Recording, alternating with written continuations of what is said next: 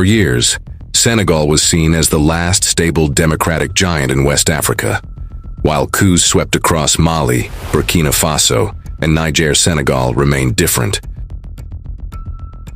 Peaceful elections, civilian rule, and democratic transitions. But now, the country is facing one of the biggest political crises in its modern history.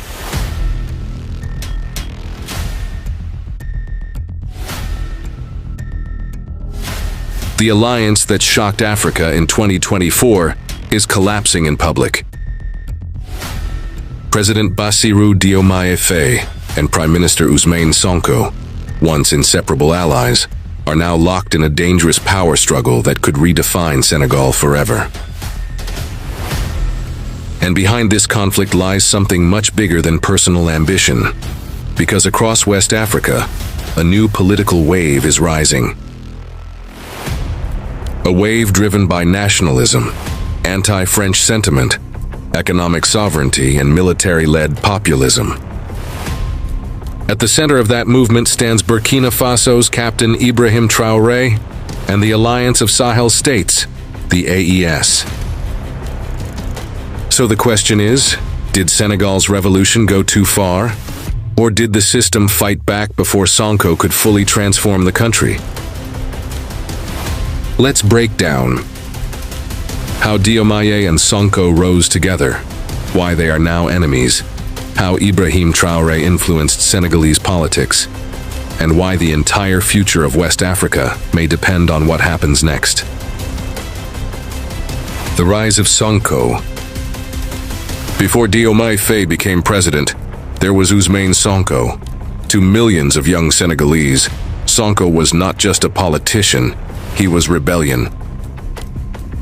A former tax inspector, Sonko built his popularity by accusing Senegal's political elite of corruption, foreign dependency, and economic betrayal. He attacked the CFA franc. He criticized France's influence in West Africa. He promised to reclaim Senegal's sovereignty, and most importantly, he spoke directly to frustrated young people.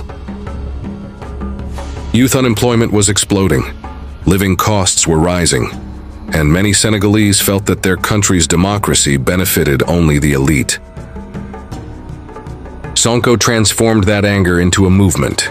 His party, PASTEF, became the face of a new generation, but the establishment saw him as dangerous.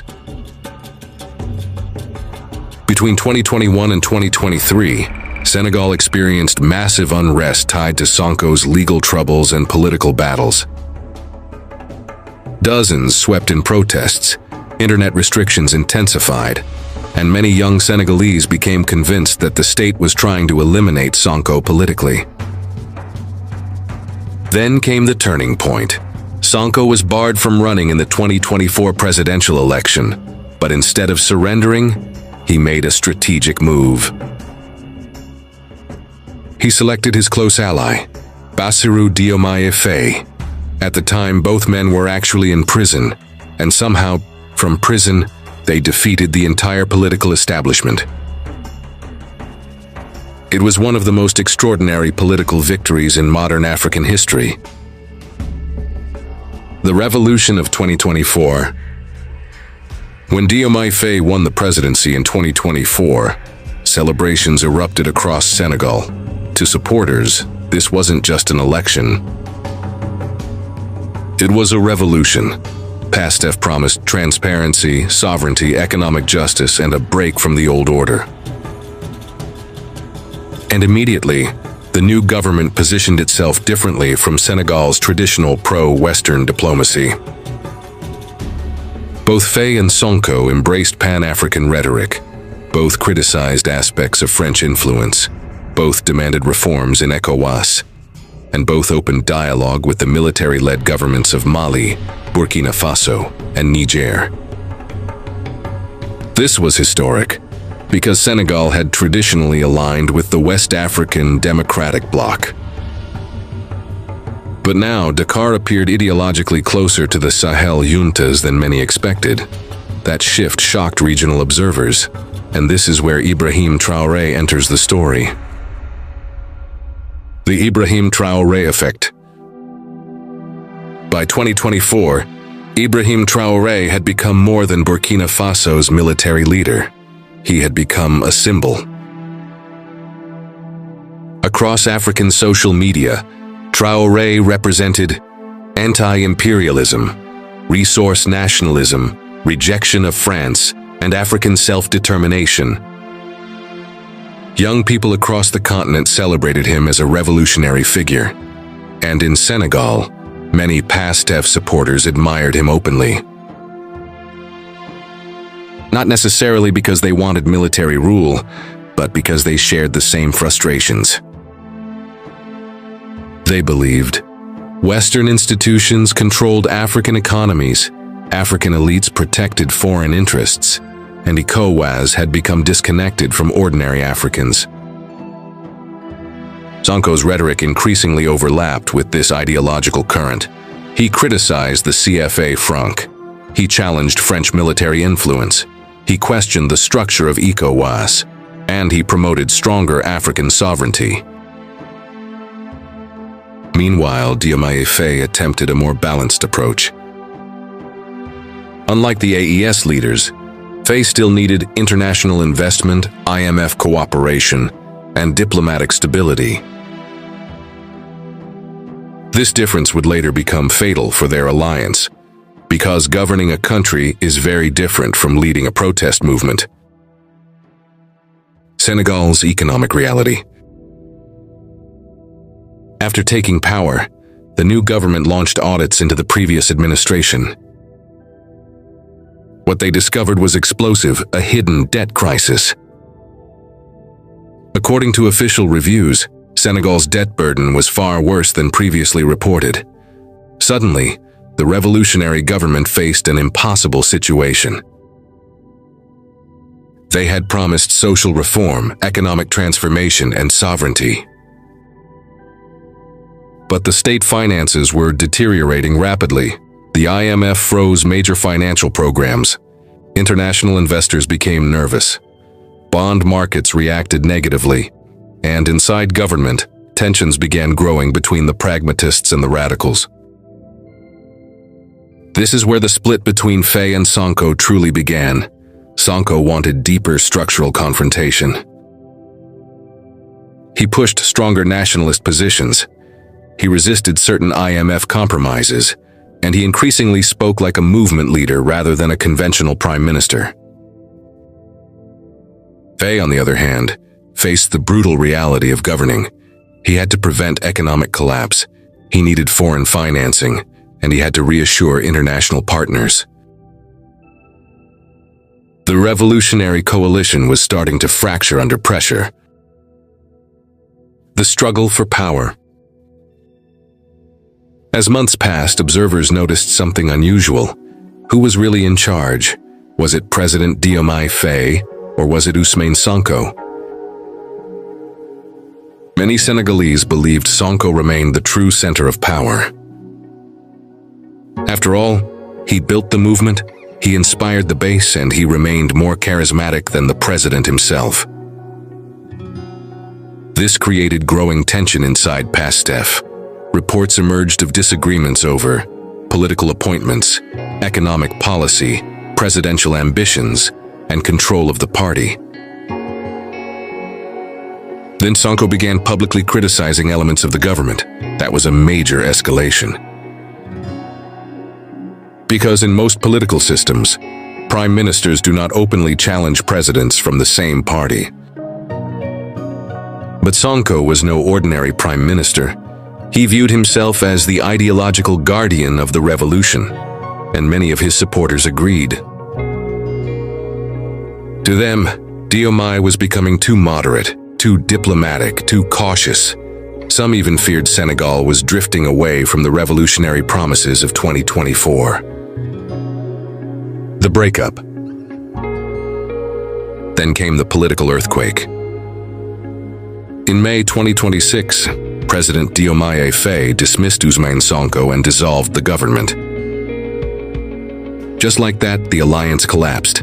For Senegal, this was unprecedented. The two men had spent years together: prison, opposition, protests, elections, and revolution. And now they were rivals, but Sonko did not disappear. Instead, lawmakers loyal to him elected him Speaker of Parliament, directly challenging the president's authority. This created one of the strangest political situations in Africa. The same ruling party was effectively governing and opposing itself at the same time. Diomaye controlled the presidency, Sonko controlled parliament, and both claimed to represent the true spirit of the revolution. How AES changed the political climate. Now here's the deeper story most international media misses. The rise of the AES changed political expectations across West Africa. The alliance of Sahel states, Mali, Burkina Faso, and Niger, built a new political narrative. That African states should reject external pressure, that sovereignty matters more than Western approval, and that strong leadership is preferable to weak democratic compromise. Whether people agree or disagree with AES governments, their influence is undeniable. They transformed political discourse across the region. In Senegal, this ideological atmosphere empowered more radical nationalist voices. And Sonko became the civilian expression of many of those sentiments. He was not calling for military rule, but his supporters admired sovereignty politics, anti-French rhetoric. In many ways, Sonko represented a democratic version of the same political energy driving the AES. Diomaye Faye, meanwhile, tried to balance revolution with institutional stability, and eventually, those two visions became incompatible. The fear of 2029. Another major factor behind the conflict is simple: the next presidential election. Many within PASTEF reportedly feared that Diomaye Faye wanted to seek a second term. But Sonko's supporters believed the presidency was always meant for him. Remember, Sonko was originally blocked from running. Faye became the substitute candidate. So in the eyes of many loyalists, Diomaye was supposed to protect the movement until Sonko could eventually take power directly. But power changes everything. Once presidents enter office, they develop their own networks, ambitions, and loyalties. And history shows that revolutionary alliances often collapse after victory, from Zimbabwe to Algeria to revolutionary movements across Latin America. Unity during struggle rarely survives governance. Senegal may now be experiencing the same phenomenon. What happens next? The danger now is political paralysis.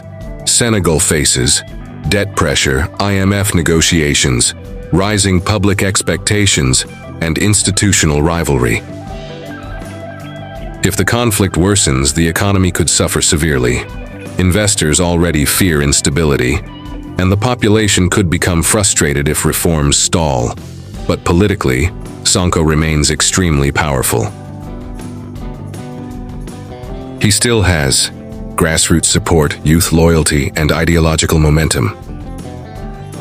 Meanwhile, Diomaye controls the presidency and international diplomacy. This means Senegal could enter a long period of cohabitation and internal warfare within the same movement, and the rest of West Africa is watching carefully. Because Senegal's outcome could determine whether the future belongs to pragmatic reformers or hardline sovereignty movements. The bigger African story. Ultimately, this crisis is not just about two men. It reflects a continental transformation. Across Africa, younger generations are questioning old political systems, foreign influence, economic dependency, and post-colonial power structures. That frustration produced AES nationalism, Pan-African populism, and movements like PASTEF. The old political order is weakening, but the new order has not fully formed yet, and Senegal now sits directly at the center of that transition. Can revolutionary movements govern effectively? Can sovereignty politics coexist with global finance? Can democratic institutions survive populist pressure? These are the real questions behind the Faye-Sonko conflict.